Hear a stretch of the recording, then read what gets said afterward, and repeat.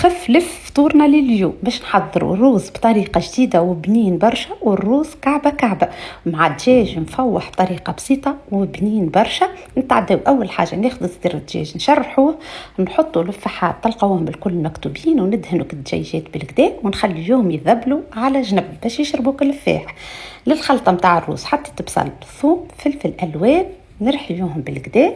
نتعداو توا في مرميطه نحطوا زيت وزبده ونحطوا الخليطه اللي رحيناه نقليوه شويه، ونزيدوا معاه فلفل اكحل ملح كركم وفحات الروز مرحيه. نزيدوا توا الروز متاعنا نقليوه ونضيفوا له كميه الماء، وباش يجيكم الروز ناجح وماهوش معجن ال5 دقائق الاولانيين تخليوه على نار عاليه، ومن بعد يطيب على نار هاديه.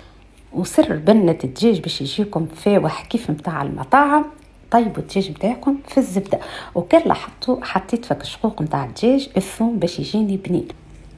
بعد حضر الرز باش نزيدوا توا المايس والكورنيشون ونخلطوا.